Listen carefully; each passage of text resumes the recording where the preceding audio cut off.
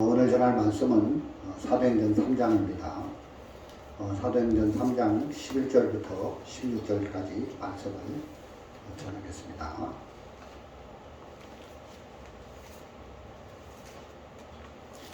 네, 다 찾으셨으면 제가 읽어드리도록 하겠습니다. 나은 사람이 베드로와 요한을 붙잡으니 모든 백성이 크게 놀라며 달려나가 솔로몬의 행각이라 칭하는 행각에 모이거늘 베드로가 이것을 보고 백성에게 말하되 이스라엘 사람들아 이 일을 왜 기이 여기느냐 우리 개인의 권능과 경건으로 이 사람을 걷게 한 것처럼 왜 우리를 주목하느냐 아브라함과 이삭과 야곱이 하나님 곧 우리 조상의 하나님이 그 종 예수를 영화롭게 하셨느니라. 너희가 저를 넘겨주고 빌라도가 놓아주기로 결단한 것을 너희가 그 앞에서 부인하였으니 너희가 거룩하고 의로운 자를 부인하고 도리어 살인한 사람을 놓아주기를 구하여 생명의 주를 죽였도다. 그러나 하나님이 이 죽은 자 가운데서 살리셨으니 우리가 이 일의 증인이로다. 그 이름을 믿음으로 그 이름이 너희 보고 아는 이 사람을 성하게 하였나니 예수로 말미암아 난 믿음이 너희 모든 사람 앞에서 이같이 완전히 낫게 하였느니라. 16절 말씀까지 읽어드렸습니다. 저희 가족이 한 17년 전에 아프리카 시에라리온으로 선교를 갔습니다. 그때 제가 제 아내를 데리고 또 딸 둘, 아들 하나 이렇게 5 식구가 서부아프리카로 선교를 나갔는데 참 그때 제 마음에 좀 걱정이 많이 됐습니다. 야, 그 나라는 아프리카에서 아주 오지 나라고 못 사는 나라가 아닌데 병원도 별로 없고 치안도 불안정하고 과연 그 나라에 가서 안전하게 생명의 위협을 안 느끼고 편안하게 이렇게 선교를 할 수 있을까? 병도 안 걸리고 걱정이 많이 됐습니다. 염려가 많이 되고 불안했습니다. 그때 이제 하나님 앞에 나아갔습니다. 하나님께서 가라. 내가 너를 복주겠다. 마치 아브라함이 정말 갈대우르를 떠나서 하나님이 인도한 젖과 꿀이 흐르는 그 가나안 땅으로 말씀을 쫓아서 갔는데 저도 정말 제가 볼 때는 그 땅이 참 불안하고 염려스러운 땅이었는데 그런 제 마음에 하나님을 신뢰하는 마음을 주셔서 말씀을 신뢰하는 마음을 주셔서 하나님은 말씀이니까 말씀은 하나님이니까 그때 하나님께서 제게 어떤 말씀을 주셨냐면은 고린도 후서 6장 10절 말씀을 주셨어요. 제가 한번 읽어보겠습니다. 근심하는 자 같으나 항상 기뻐하고 가난한 자 같으나 많은 사람을 부유하게 하고 아무것도 없는 자 같으나 모든 것을 가진 자다. 아무것도 없는 자 같으나 모든 것을 가진 자다. 진짜 제가 제 모습을 볼 때는 근심하는 자 같이 보이지만 결국 이제 항상 기뻐하는 자로 하나님이 끝을 맺어주시는 겁니다. 왜냐? 그 이유가 어디 있느냐? 제가 제 자신을 믿으면 근심할 수밖에 없고 염려하고 불안할 수밖에 없는데 저도 그런 사람인데 구원을 받고 제 안에 주의 영이 계시기 때문에 하나님이 계시기 때문에 말씀을 신뢰할 수 있도록 이끌어 주셔서 근심에서 벗어나서 평안한 가운데 그날에 가서 살 수가 있었다는 거예요. 그 말씀을 그대로 의심하지 않고 흘러받는 마음을 주님이 만들어 주신 거예요. 그게 너무 감사하죠. 저도 결혼을 해서 한 30여 년 아내하고 살다 보니까 참 지난 과거를 이렇게 돌아보면은 좋은 일만 있는 게 아니라 때로는 안 좋은 일도 많이 있었어요.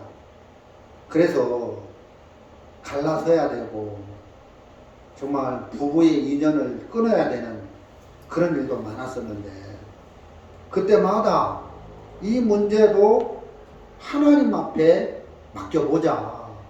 하나님 앞에 물어보자. 그래서 모든 결정권을 내가 지는 게 아니라 하나님 앞에 가는 거죠. 하나님께서 뭐라고 말씀하시냐면 부부로 짝지어 주신 분이 하나님인데 사람이 아닌데 어떻게 하나님이 짝지어 주신 것을 사람이 끊을 수 있느냐, 사람이 나눌 수 있느냐, 이거 불가능하다. 아, 그렇구나. 내가 내 아내를 얻어서 결혼한 게 아니라 하나님이 나에게 배필을 주셨구나. 그 우리의 부부의 인연을 맺어주신 분이 하나님이로구나. 그러면 하나님이 짝지어 주신 것을 사람인 내가 어떻게 끊을 수 있어? 그러면서 이제 하나님을 믿게 됐는데 말씀을 그대로 이제 받을 수가 있었는데 참 감사했거든요. 그럼 제가 무슨 말씀을 드리고 싶으냐면은 이렇게 이제 하나님의 말씀을 그대로 받는 마음에 어떤 구조가 있다는 거죠. 그럼 하나님의 말씀을 그대로 받아야 돼. 그대로 받아야 돼. 한다고 해서 하나님의 말씀이 우리 마음에 그대로 받아지는 게 아니라는 거예요. 그 정답은 알겠는데 말씀을 들을 때 그대로 흘러받아야 돼. 의심이나 불심이나 염려나 근심 이런 것을 다 제거하고 그대로 받아야 돼. 알겠는데 근데 실상에 가보면 그게 안 된다는 거예요. 하나님의 말씀을 그대로 흘러받으려면 어떤 마음의 구조가 형성이 돼야 하나님의 말씀을 그대로 흘러받을 수가 있다는 거예요. 그러니까 어떤 마음의 구조가 마음에 만들어질 때 그게 가능하다는 거예요. 하나님의 말씀을 그대로 흘러받아야 돼. 하나님의 말씀을 그대로 받는 게 신앙이야. 말은 맞지만 그대로 하나님의 말씀을 흘러받는다고 해서 하나님의 말씀이 우리 마음에 그대로 흘러들어올 수는 없다는 겁니다. 마음의 어떤 구조가 형성이 돼야 된다. 이 말의 의미는 아무나 누구나 하나님의 말씀을 그대로 흘러받을 수 없다는 거예요. 그러면 하나님의 말씀을 그대로 흘러받을 수 있는 구조가 뭐냐? 그럼 어떻게 그런 마음의 구조가 형성이 되느냐? 그 부분을 같이 나눠보려고 우리가 합니다. 우리 역대하 20장 20절을 한번 보겠습니다. 역대하 20장 20절입니다. 여기 보면 그 후반절에 이런 말씀이 있습니다. 너희는 너희 하나님 여호와를 신뢰하라. 그리하면 견고히 서리라. 그 선지자를 신뢰하라. 그리하면 형통하리라 하고, 예. 여기 하나님을 여호와를 신뢰하라. 말이 있습니다. 여러분, 신뢰한다는 말은 맡긴다 이런 뜻이에요.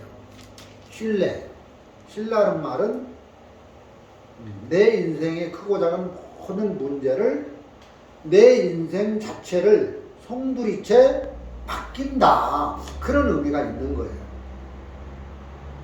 또 다른 말로 하면은 맡기고 믿는다, 신뢰한다는 말은 그런 의미가 있는 것이죠. 하나님께 나를 맡기는 거예요. 내 인생을 맡기는 게 하나님을, 여호와를 신뢰한다, 이런 뜻이지요. 자, 예를 들어서 제가 어떤 문제가 있는데 제 아들에게, 아니면 제 아내에게, 제 자녀들에게 그 문제를 맡기는 거예요.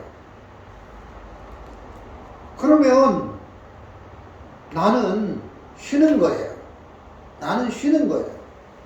예를 들어 뭐 인터넷을 못 하는데 무슨 사진을 한 장을 인터넷에서 뽑고 싶은데 제가 잘 못하니까 자녀들에게 맡긴다는 거죠. 그러면 맡겼으면 나는 쉼이 오는 거예요. 염려 걱정이 내게 발생이 안 된다는 거죠. 여러분도 마찬가지죠. 뭐 교회 안에서 일을 하다가 이 일이 너무 힘들다, 그럼 형제 자매들에게 어떤 일을 맡기는 거예요. 그 사람에게 어떤 일을 맡겼으면 마음에 어떤 구조가 와야 돼. 맡긴 사람은 이제 내가 이 일을 저 사람에게 맡겼으니까 저 사람이 일을 잘해서 내가 성공을 하든지, 저 사람이 일을 게으르게, 부지런하게 일을 못해가지고 게으르게 해서 내가 망하든지, 이제 나는 내가 성공하고 망하는 이 결정을 내가 가질 수 없다. 맡겼으면 그 맡긴 사람에 의해서 내가 성공할 수도 있고, 그 맡긴 사람에 의해서 내가 망할 수도 있다. 저 사람이 잘하면, 맡은 사람이 일을 잘하면 나는 복을 받는 거고, 맡은 사람이 일을 못하면 나는 실패하는 거죠. 그게 이제 맡기는 거예요. 그와 마찬가지로 우리가 하나님을 신뢰한다는 말은 하나님에게 내 문제를 맡기는 거예요. 그럼 하나님에게 내 문제를 맡겼으면 이제 더 이상 나는 이제 걱정, 근심, 염려 안 한다는 거죠. 그래서 하나님이 내 인생의 모든 문제를 맡아가지고 그 문제를 잘 풀어주면 나는 성공하는 거고, 맡겼으니까 이제 내가 염려, 걱정할 필요가 전혀 없는 거라는 거죠. 근데 사람들이 구원을 받아도 신앙생활을 하는 걸 보면 여러분 마음에 어떤 문제가 있다. 예를 들어 여러분 마음에 어떤 병이 있다. 암이 걸렸다. 그러면 그 문제를 가지고 걱정을, 염려를 여러분이 합니까? 안 합니까? 여러분이 하잖아요. 인생을 살아가면서 직장 문제도 있고 결혼 문제도 있고 여러 가지 문제들이 있는데, 저는 목회자니까 목회를 하는 부분에도 여러 가지 문제가 있는데, 어떤 문제가 있었을 때 그 문제를 껴안고 내가 염려하고 내가 걱정을 한다면 그 사람은 하나님께 이 문제를 맡겨가지고 하나님을 믿는 믿음이 있는 사람이에요? 믿음이 없는 사람이에요? 없는 사람이죠. 하나님께 내 문제를 다 맡겼다고 하면서도 마음에서 염려, 걱정, 근심이 온다면은 그 사람은 하나님을 믿는 사람이 아니라는 거예요. 하나님께 내 문제를 맡겼다면 더 이상 내 마음에는 문제가 있어야 됩니까? 없어야 됩니까? 없어야 된다는 거예요. 근데 그 문제를 걱정을 하는 걸 보면 하나님을 신뢰하는, 하나님을 믿는, 하나님께 내 문제를 맡기는 그런 믿음이 없다는 겁니다. 죄를 씻어가지고 구원을 받았을런가 모르겠지만 내 인생의 크고 작은 모든 문제를 하나님을 신뢰하고 하나님께 맡기는 믿음은 없다. 우리가 믿음이 없는 사람이다. 그런 말씀을 제가 드리는 겁니다. 여러분, 만일 제가 중한 암병이 걸렸다. 그러면 걱정을, 책임을 누가 지겠습니까? 책임을. 예? 자, 아버지는 돌아가셔서 안 계십니다만, 아버지가 살아계시면, 아들이 병 걸리면, 아버지가 걱정합니까? 책임집니까? 그 다음에 제 아내가 걱정하고, 책임지고, 그 다음에 아들이 책임지고, 그 다음에 내가 책임지고, 그럽니까? 여러분, 어떤 문제가 있을 때 누가 책임을 지느냐, 그 문제를, 그걸 보고 그 책임을 지는 그 첫 번째 사람, 그 사람이 그 문제를 책임을 지고 가니까, 책임을 진 그 사람이 책임진 그 사람이 믿는 거예요. 그 문제를 믿는 거예요. 그럼 내게 어떤 문제가 있을 때 그 문제의 책임을 내가 진다. 1번 나, 2번 아내, 3번 뭐 아버지, 4번 어머니, 5번 뭐 형제 자매. 그 첫 번째로 책임지는 사람이 자기를 믿는 사람이죠. 그 나는 내 인생에 문제가 일어날 때 내가 그 문제를 책임지고 간다. 그거는 자기를 믿는 사람이라는 거죠. 왜 어떤 문제가 있을 때, 병이 들었을 때 자기를 믿느냐, 자기가 책임을 지냐. 여러분, 우리가 인생을 살아왔는데 내가 병들면 누가 나를 아끼고 사랑해줘? 아무도 나를 아끼고 사랑해주지 않을 거야. 내가 나를 사랑하는 마음이 제일 크니까 누가 나를, 내 몸을 위해 줘. 그래서 나는 내 병의 문제를 내가 책임을 져야 돼. 이렇게 생각을 한다는 거죠. 아무도 못 믿고, 많은 사람 믿어봤는데 믿을 사람 아무도 없다. 그러면서 자기만 믿는 마음이 있다 보니까 모든 문제를 자기가 책임을 지고 살아가는 겁니다.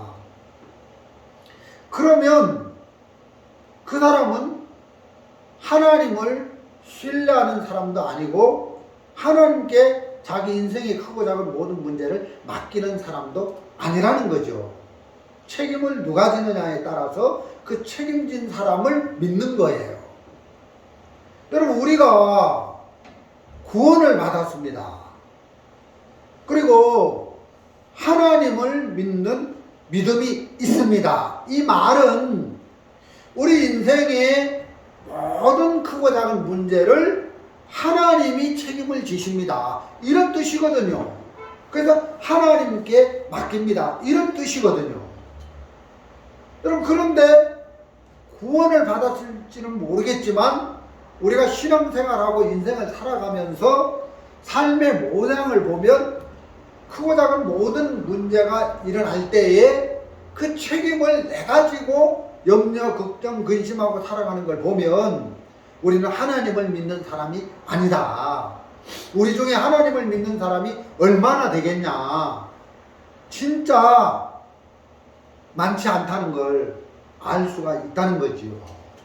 우리 하나님을 믿는 사람이 아니다. 이런 마음이 들어지는 겁니다. 책임을 내가 지고 걱정, 염려를 내가 하고 있는 걸 보면 하나님을 믿는 사람이 아니다. 이런 마음이 강하게 들어지는 겁니다. 제가 지난달에 태국 여행을 갔다 왔습니다.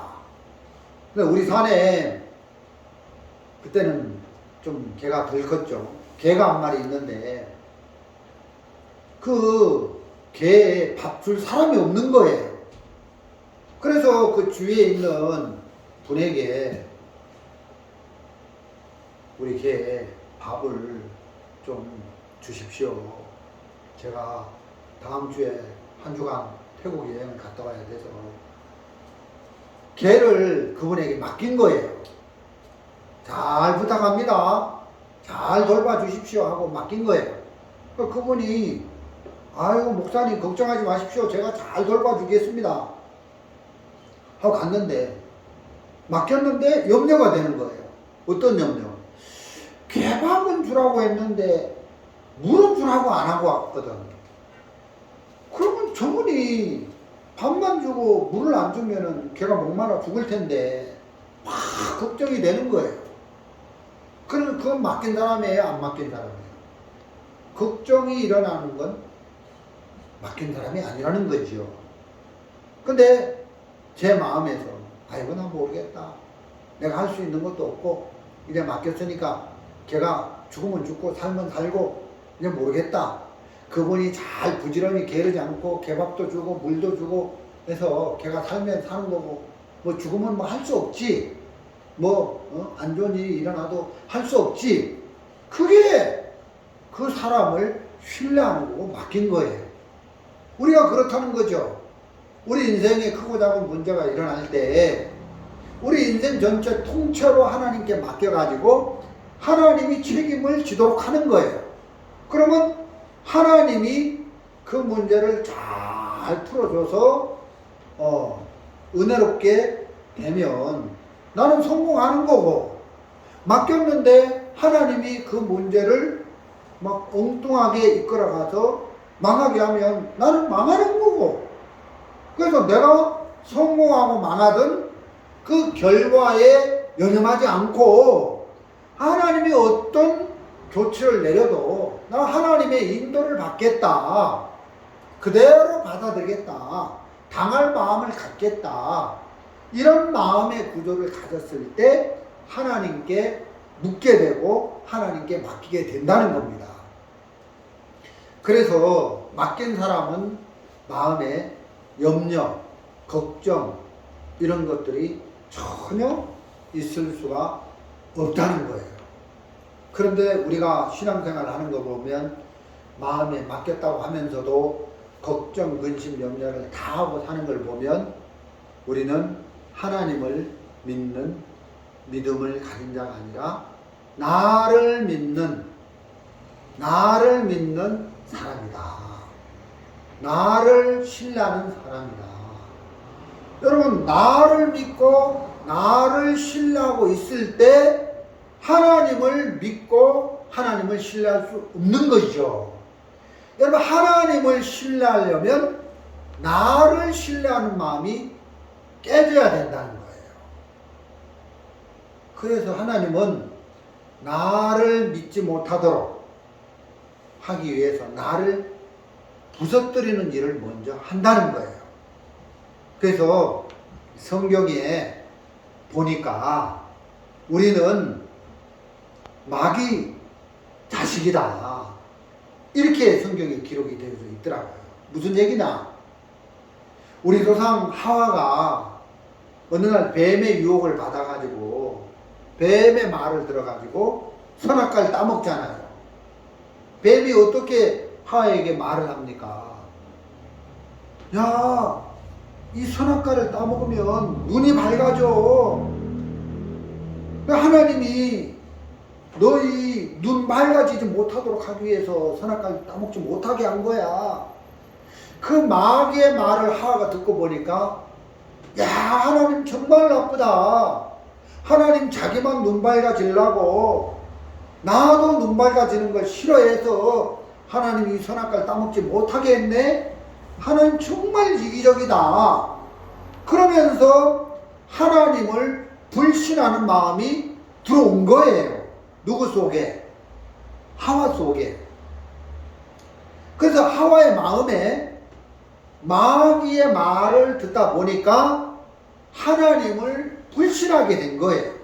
그걸 로마서에 보면 이름으로 한 사람으로 말미암아 죄가 세상에 들어오고 이제 죄로 말미암아 모든 사람이 범죄를 하게 됐다 이런 말이 나오는데 무슨 범죄를 했습니까?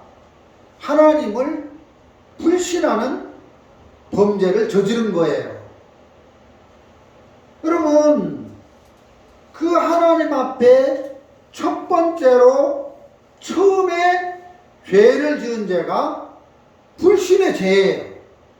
그래서 나라는 사람의 마음 속에는 하나님을 믿지 못하는 불신이 강하게 들어있는 거예요. 하나님을 신뢰를 못하는 거죠. 그러니까 불신의 영에 잡혀 있는 상태로 처음부터 태어난 거예요. 그래서 성경에서는 너희는 너희 아비 마귀에게서 났으니, 그래서 우리를 보고 인생들을 보고 이 세상에 살아가는 모든 인생을 보고 마귀 새끼라고 하는 거예요. 그래서 사람들 속에는 처음부터 모든 사람들 속에는 하나님을 불신하는 불신의 마음이 들어있는 거예요. 그래서 하나님을 믿지 못하고 하나님께 내 인생을 맡기지 못하고 그렇게 흘러가는 거예요. 그래서 우리가 어떤 사람인지를 정확하게 하나님은 말씀으로 보여주셔서 나를 믿지 못하게 하는 거예요. 너는 근본이 불신에 잡혀서 태어난, 처음부터 네 마음속에는 불신이 들어있어. 그래서 하나님을 신뢰를 못하고 하나님을 의지를 못하고 하나님께 너의 크고 작은 모든 인생 전체 송두리째 맡기지 못하고 그렇게 네가 책임을 지고 염려 걱정을 하는 거야. 주님은 그렇게 우리에게 말씀을 하고 계신다는 겁니다. 그러면 나라는 사람이 어떤 사람이라는 것을 정확히 알 필요가 있다는 거죠. 여러분, 나라는 사람은 믿어도 될 만한, 내가 내 인생을 책임져도 될 만한 그런 능력자가 아니라는 거예요. 바꿔 말하면 나에게는 아무런 능력이 없다는 거예요. 그러니까 내가 내 인생 속에서 일어나는 크고 작은 문제를 내가 책임지고 해결해서 행복하게 될 수 있느냐? 없다. 나는 내 스스로의 노력으로 내 인생을 행복하게 만들 수 없는 인생이라는 거예요. 그걸 하나님이 우리에게 가르쳐 주셔서 나를 신뢰하고 나를 믿는 마음을 깨트리는 일을 하셔서 하나님을 신뢰하고 하나님께 내 인생 전체를 송두리째 맡기고 살아갈 수 있도록 이끌기 위하여 그런 일을 하신다는 겁니다. 자, 예를 들어서 제가 결혼을 했습니다. 제 아내하고 결혼을 했는데 결혼해서 보니까 제 아내가 빚이 1,000만 원이 있는 거예요. 여러분, 제가 제 아내를 만나가지고 예를 들어서입니다. 결혼을 했다. 그러면 둘입니까? 하나입니까? 하나가 된 거죠. 하나의 공동체가 된 거예요. 우리는 공동체가 된 거예요. 그래서 모든 소유물은 공동 소유가 되는 거예요. 맞습니까? 그런데 이제 둘이 아니라 둘이 하나가 된 거죠. 그런데 아내는 능력이 없고 남편은 능력이 있는 거예요. 그러면 그 말은 아내는 무능력하니까 아내는 이제 남편을 의지해 가지고 남편의 힘을 받아서 사는 거예요. 의지해서 사는 거예요. 맞습니까? 그런 것처럼 우리가 구원을 받았다는 것은 하나님하고 나하고 하나가 된 거예요. 하나님하고 나하고 운명 공동체가 된 거예요. 그 공동체. 그래서 하나님의 모든 것이 내 것이고 내가 가진 모든 것이 또 주님의 것이 된 거예요.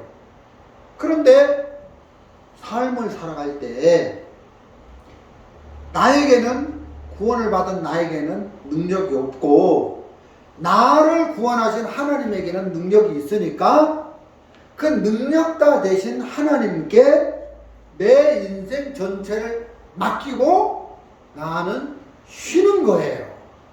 그게 신앙이고 그게 맡기는 거라는 거죠. 맞습니까? 그래서 하나님께 내 인생을 다 맡기고 송두리째 하나님께 맡기고 신뢰를 했으면 내가 책임지거나 내가 염려하거나 내가 걱정할 필요가 없다는 거예요.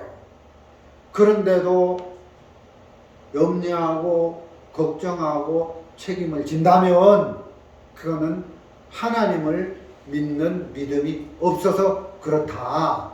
반대로 말하면 나를 믿어서 그렇다. 그래서 하나님은 나를 믿었을 때 그 현상을 보여주는 거예요. 그러면 네가 네 인생을 네가 주인이 돼서 책임져서 이끌어 갈 때에 그럼 네가 일을 하면 네 인생이 행복해질 수 있느냐? 없다. 나는 무능력하기 때문에 어떤 것도 행복해질 수 없다. 이런 결론을 하나님이 우리 마음에 스스로 내리게 하셔서 이제 하나님을 신뢰하는 쪽으로 우리 마음을 이끌어가는 일을 하시더라는 거죠. 근데 우리가 주를 믿어도 부분적으로 주를 신뢰하고 주를 의지하지 말씀을 믿어도 전적으로 말씀에게 내 인생을 맡기지는 않는다는 것이죠. 오래전에 TV를 보니까 부채도사 이야기가 나오더라고요. 부채도사. 무슨 얘기냐. 어떤 사람이 점을 치러 갔는데 자기가 집을 팔려고 하는데 요즘 집을 팔면 뭐 다가구 주택자는 세금 폭탄도 많이 맞고 한다는데 이 집을 팔아야 될까요? 말아야 될까요? 이 집을 팔면 이득을 볼까요? 손해를 볼까요? 해서 부채도사를 찾아간다는 거죠. 그럼 부채도사가 이제 부채를 탁 던져가지고 팔으세요 이런다는 거죠. 근데 부채도사 말 듣고 집을 팔았는데 아니 손해가 엄청 많이 난 거야. 그러면 그 사람이 어떤 마음을 갖겠어요? 다음부터는 내가 저 부채도사 혼 사기꾼이고 사입이고 안 간다는 거죠. 안 찾아가고 할 거라는 거죠. 마찬가지로 우리가 하나님을 믿어도 말씀을 믿어도 그런 식으로 믿으려고 한다는 거죠. 하나님 앞에 내 인생의 문제를 맡겼는데 예를 들어 집을 파는 문제를 맡겼는데 아니 하나님을 의지해서 하나님이 집을 팔라고 해서 팔았는데 손해를 많이 봤다. 나는 하나님 영안이 눈이 어두운가 보다. 하나님이 영안이 눈이 어두울 리가 있겠습니까? 나는 다음부터 하나님 안 믿겠다. 그러면서 하나님을 불신하고 이러는 것은 전적으로 하나님을 믿는 게 아니라 부분적으로 하나님을 이용한다는 거죠. 우리 삶 속에서 앞으로 되어질 일을 모르니까 그냥 참고적으로 알고 싶어서 하나님을 이용하는 쪽으로 말씀을 이용하는 쪽으로 우리가 부분적으로 하나님을 의지하고 하나님께 내 인생을 맡기지 전적으로 결과야 어떻든 그대로 내 인생을 하나님께 맡겨서 이렇게 하지는 않는 걸 볼 수가 있다는 것이죠. 그래서 우리 중에 하나님을 믿는 사람 그리 많지 않다. 다 자기를 믿고 하나님을 믿고 내 인생 전체를 하나님께 맡긴다. 이 말의 뜻을 이해하는 사람도 별로 없다. 하나님을 여호와를 신뢰한다는 말은 내 모든 문제를 하나님께 맡긴다. 그런 뜻인데 여호와를 신뢰한다. 하나님을 믿는다. 그 말의 의미조차도 알지 못하는 목회자들도 많고 그런 성도들도 수없이 많다는 거예요. 참 답답한 노릇이죠. 그래서 목회자가 돼도 자기 인생을 자기가 딱 쥐고 살아가는 사람이 너무너무 많다는 것입니다. 그래서 우리가 우리 자신을 신뢰했을 때, 우리가 우리 자신을 믿었을 때 정확히 하나님이 보여주는 겁니다. 그 결과는 행복해질 수 없다. 그래서 자기를 신뢰하는 마음을 무너뜨려서 하나님의 말씀을 신뢰할 수 있도록 우리를 이끌어 가신다. 이런 마음이 들어지는 겁니다.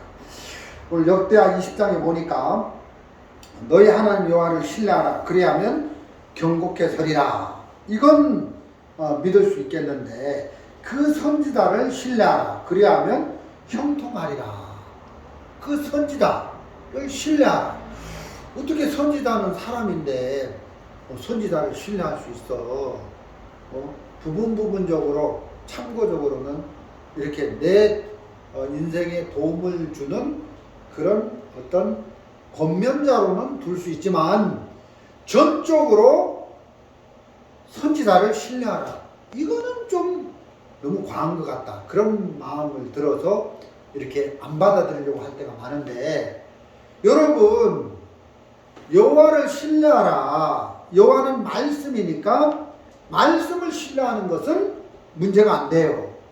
마찬가지로 선지자를 신뢰하라. 선지자는 하나님의 말씀을 받아서 그 말씀을 대신 우리에게 전해주는 사람이니까 선지자가 전하는 말씀이나 하나님이 전하는 하나님의 말씀이나 같다는 거예요. 그래서 하나님을 신뢰하는 거나 하나님의 사람, 선지자를 신뢰하는 거나 같다. 이런 마음이 드는 겁니다. 여러분, 예수님은 선지자로 이 땅에 오셨습니다. 또 제사장으로 이 땅에 오셨습니다. 왕으로 이 땅에 오셨습니다. 그래서 구약 성경에 나타난 제사장, 그러면 바로 예수님의 그림자를 말하는 거고, 구약 성경에 나타난 왕, 선지자 전부 예수님의 그림자라는 거죠. 그래서 신약, 이 구약에는 선지자를 신뢰하라. 이 말은 신약에 와서 예수님을 신뢰하라. 그래서 하나님이 보낸 종은 바로 예수님이라는 거예요. 예수님. 신약에 와서는 하나님이 보낸 종이 예수님이다. 그래서 하나님을 신뢰하라. 여호와를 신뢰하라. 그 종 선지자를 신뢰하라. 이 말은 예수님을 신뢰하라는 말씀하고 똑같은 거죠. 그 예수님도 그 육체의 말씀을 가득 채우고 오신 분이니까 우리 하나님 앞에 가도 하나님은 말씀을 보내서 우리 문제를 해결하시고, 우리가 예수님 앞에 가도 예수님은 우리에게 말씀을 보내서 해결을 할 거라는 거죠. 오늘 사도행전 3장을 읽었습니다. 이게 무슨 이야기입니까? 베드로가 어느 날 성전 미문에 앉은 안전뱅이를 일으켰습니다. 그러니까 사람들이 와, 베드로 대단하다 하면서 베드로에게 확 사람을 높이는 거예요. 그때 베드로가 12절에 베드로 이것을 보고 백성에게 말하되, 이스라엘 사람들아, 이 일을 왜 기이 여기느냐? 우리 개인의 권능과 경건으로 이 사람을 걷게 한 것처럼 왜 우리를 주목하느냐? 내가 이 사람을 일으킨 것이 아니다.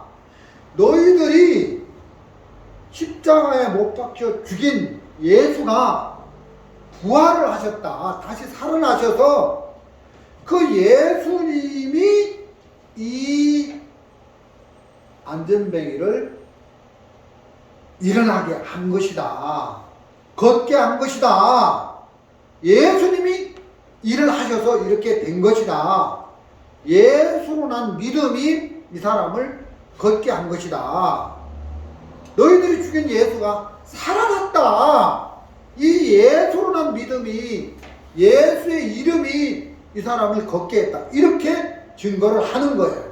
자, 신약시대에 초대교회 되기 전에 예수님 안에 하나님의 성령이 계셨습니다. 그럼 하나님의 영이 어디 계셨습니까? 예수님 시대에는 예수님의 몸을 입고 하나님이 성령이 일을 하셨습니다. 하나님의 영이 사람을 입어야 되는데 예수님 당시에는 예수님의 몸을 입고 일을 하셨다는 거죠. 근데 예수님이 부활 승천하시고 난 이후에는 하나님의 성령이 사람을 입어야 되는데 누구를 입었습니까? 베드로를 입은 거예요. 그 베드로를 입고 하나님의 영이 일을 한 거예요. 예수의 영이 일을 한 거예요.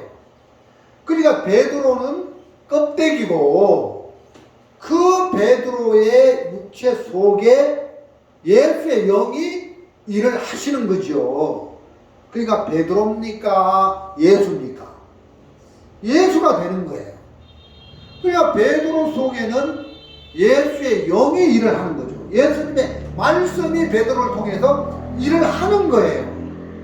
그럼 신약시대에 구원받은 우리가 선지자고, 구원받은 우리가 왕같은 제사장이고, 구원받은 우리가 하나님의 말씀을 전하는 선지자들인데, 그래서 크고 작은 문제가 있을 때 저는 목사에게만 가서 그 문제를 해결해야 되는 게 아니라 구원받은 성도 속에 하나님의 말씀이 있고 영이 있으니까 물어보는 거예요. 서로 교제를 하는 거예요. 그래서 저는 구원받은 제 아내한테 어떤 일들을 상의할 때가 많고, 또 구원받은 우리 가족들에게 이 문제를 내놓으면 동일한 말씀이 구원받은 성도들 속에, 동일한 그리스도의 영이 구원받은 성도들 속에 계시니까 그 말씀을 다양하게 들을 수가 있다는 거죠. 그래서 하나님께서 우리에게 말씀을 보내서 그 문제를 해결하시는 것처럼 이 시대에 구원받은 우리 안에 하나님의 영을 보내서 그 하나님의 영으로 말미암는 말씀이 문제를 해결하게 하신다. 그런 부분을 생각할 때 너무너무 감사한 겁니다. 그래서 하나님을 신뢰하라, 여호와를 신뢰하라, 그 종 선지자를 신뢰하라. 그래야하면 형통하고 견고하게 되리라. 이런 말씀을 들을 때 너무너무 감사한 것이죠. 우리가 가나리에 땅을 이렇게 얻었는데, 밭을 얻었는데, 저는 밭주인이 아니죠. 땅주인은 아니고, 그 밭주인, 땅주인은 호주에 있는 황주영 자매 건데, 아빠한테 다 맡긴 거예요. 아빠가 잘 부탁합니다. 이 땅을 잘 관리해 주시길 부탁합니다. 그러면 아빠에게 땅 맡겼으면 이제 아빠가 그 땅을 잘 관리해서 잘하면 우리 큰딸은 성공하는 거고, 아빠가 게으르게 해가지고 일 잘못해가지고 잘못하면 큰딸은 망하는 거죠. 근데 그게 맡긴 거예요. 망해도 할 수 없고 성공해도 할 수 없고, 맞죠? 그게 아빠를 신뢰하는 거예요. 그럼 이제 큰딸은 쉰다는 거예요. 모든 염려, 걱정, 근심을 다 내려놓고 맡겼으면 편히 쉬는 거죠. 그게 이제 신뢰하는 거예요. 그게 맡긴 거예요. 그래서 우리가 정말 하나님이 우리 인생을 복되게, 우리 인생을 쉴 수 있도록 모든 것을 맡아서 책임져 주신다, 해결해 주신다, 이런 믿음을 가지고 우리는 쉬고, 또 주님이 일을 해서 우리 인생 속에 크고 작은 모든 문제가 해결되는 큰 은혜를 입게 되기를 바랍니다. 목회를 하면서 그 목회를 하나님께 맡기는 겁니다. 부부 생활을 하면서 부부 관계를 하나님께 맡기는 겁니다. 자녀들을 키우면서 자녀들을 하나님께 맡기는 겁니다. 그러면 나는 쉴 수 있는 거죠. 제가 1년 전, 거의 1년이 다 돼가네요. 한 8개월 전 사랑하는 두 딸이 호주로 그 이민을 1년 동안 간다는데, 이민이 아니죠. 그 직장을 구해서 간다는데, 제가 참 걱정이 되고 염려가 되는 겁니다. 아버지지만 할 수 있는 게 아무것도 없는 거예요. 그래서 하나님, 저는 사랑하는 두 딸의 문제를 하나님께 맡깁니다. 하나님 두 딸을 잘 돌봐 주십시오 하고 하나님께 부탁을 했으면 나는 손 떼야 되는 거죠. 나는 기억에서 잊어버려야 된다는 거죠. 그래서 7개월, 8개월 지금 두 딸을 보내고 시간이 흘렀는데 저 잊어버렸어요. 손 뗐어요. 그래서 내 걱정을 안 했어요. 그래서 하나님이 뭐 코로나도 걸리고 뭐 여러 가지 문제도 있었지만 맡긴 이후에는 하나님이 그걸 맡아서 모든 것을 책임져 주셔서 복되게 하시는 걸 볼 수가 있었습니다. 우리가 구원받고 살아가는데 일찍 죽어도 괜찮아요. 뭐 일찍 죽는 것도 복이에요. 맞습니까?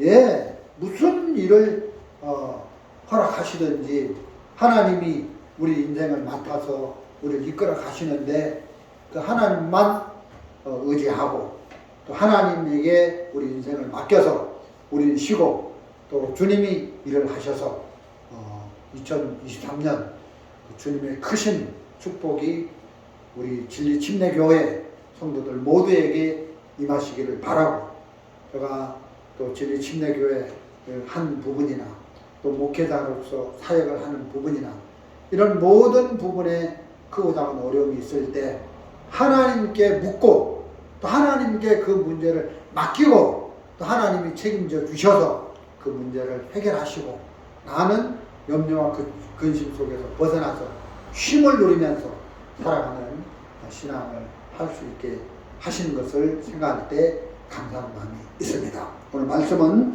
여기까지 드리도록 하겠습니다.